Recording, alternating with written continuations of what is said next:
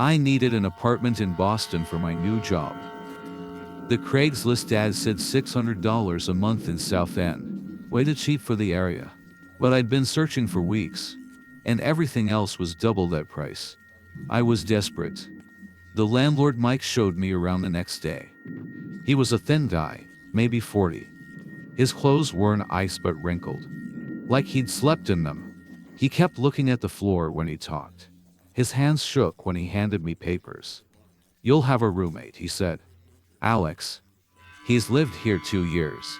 He knocked on Alex's door. No answer. "Must be sleeping," Mike said. "He works nights." The apartment wasn't great. Peeling wallpaper in spots. Some water stains on the ceiling. But the room was big enough for my bed and desk. At that price, I couldn't be picky. I signed the paperwork. Moved in that weekend. Never saw Alex. Just heard shuffling noises from his room while my dad and I carried boxes upstairs. Sometimes a cough. Once, something that sounded like scratching. That night, after my dad left, I heard Alex's door open. Then the front door slammed. I checked the living room. No one there. I tried watching Netflix but kept thinking about Alex. What kind of person never comes out to meet their new roommate? The shuffling sounds from his room started again around midnight. I woke up at 3 a.m. Footsteps in the hallway, slow and dragging. They stopped outside my door. A shadow blocked the light coming under it. Someone was standing there, watching me. I forgot to lock my door. My phone was across the room. They stood there for 5 minutes, then walked away. All night I heard thumping from Alex's room, like someone pacing, back and forth, back and forth. Next day, I bought groceries and cleaning supplies. Tried to make the place feel more like home. When I got back, Alex's door was open slightly, light on inside. I knocked, pushed it open. Empty. Completely empty. Just one chair in the corner, like a school chair, and the walls covered in scratch marks. Deep ones. My hand started shaking. Called Mike. A phone rang in my closet. 2 rings. Then voicemail. 2 rings meant he had his phone. He was in there. I ran to the bathroom, locked the door, called 911. Tried to stay quiet while the phone rang. The operator asked if I was alone in the apartment. I heard footsteps. Getting closer. The police found Mike under my bed. He wasn't a landlord. Didn't own the building. There was no Alex. Never had been.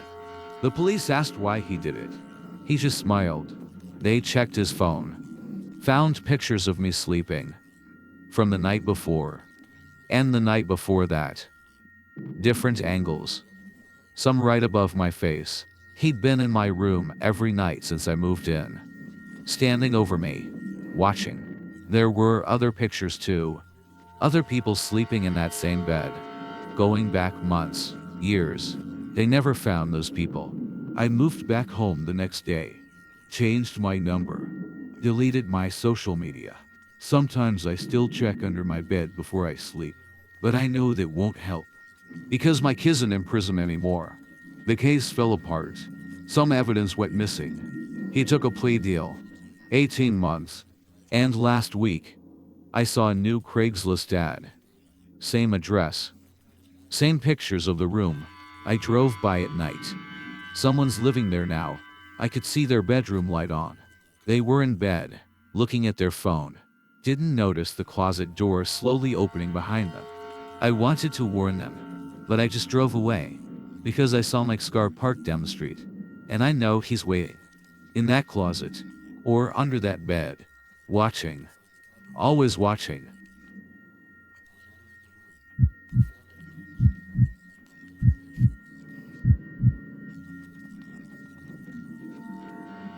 I found a room for rent near my job at the chicken farm. The owner, Frank, was this old man, maybe 75. White hair, always wore the same brown sweater. No lease required. Just week-to-week payments in cash. The house was this old farmhouse. Probably built in the 1900s. Big front porch with peeling paint. Creaky floors. But it was furnished and close to work. The price was too low. Should have known why. First week was normal. Frank stayed in his room most of the time. Sometimes I'd hear him walking around at night. The stairs would creak at 2 or 3 a.m. I came home late one night. Fell asleep right away. Woke up to my door opening. Frank stood there in the dark. Just a shadow in the doorway. "Stay out of the basement," he said.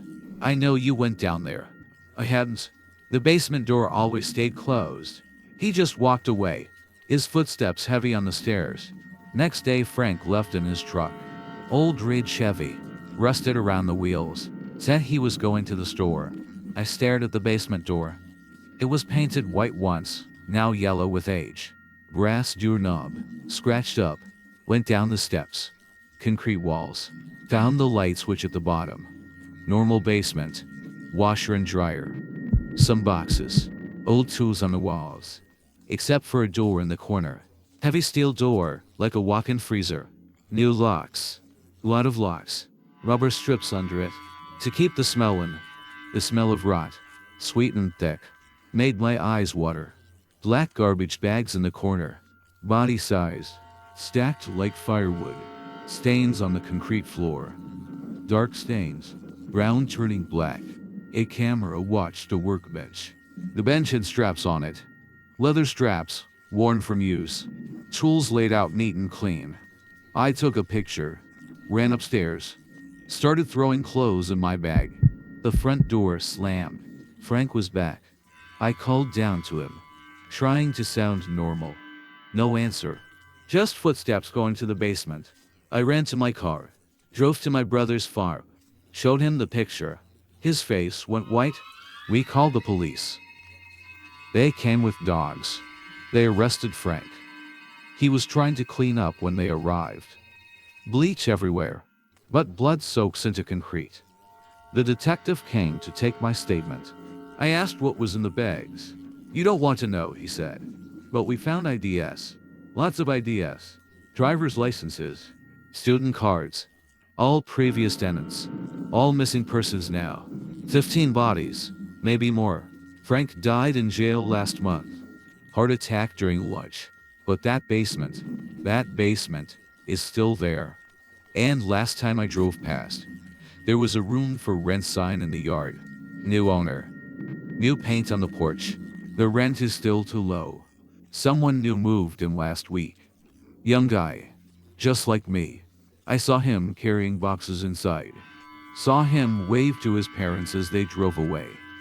Saw him walk past that basement door. It's painted blue now, but the locks are still there.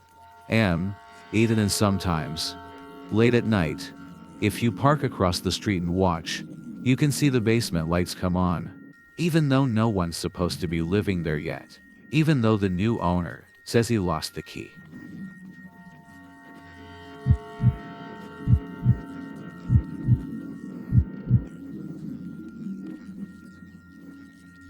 My dad's friend Sarah sublet me a room.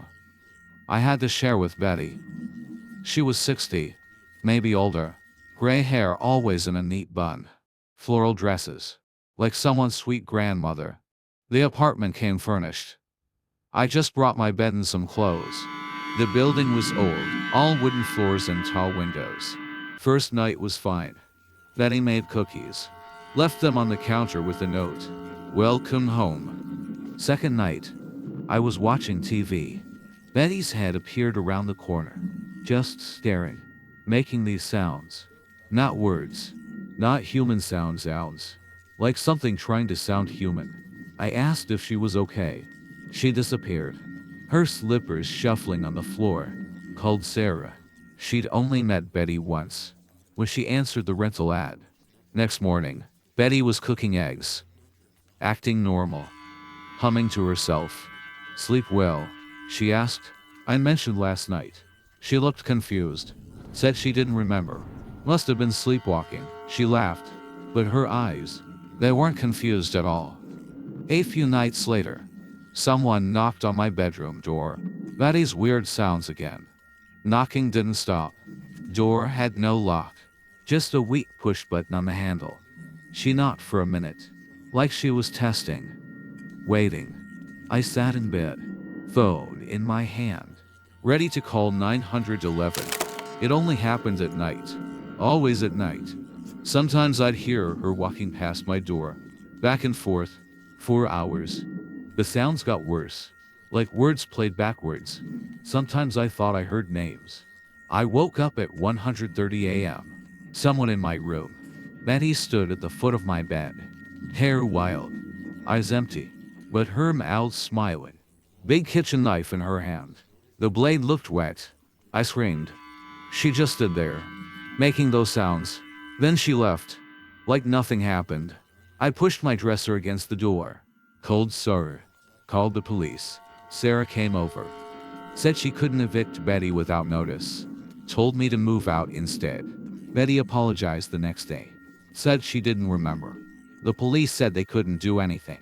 No crime committed. They called it sundown syndrome. Makes old people confused at night. Doctors gave her pills. But here's the thing. I went back for the last of my stuff. Betty was in the kitchen, chopping vegetables. Knife moving fast. I remember everything, she whispered. Didn't look up from the cutting board. I always remember. She smiled.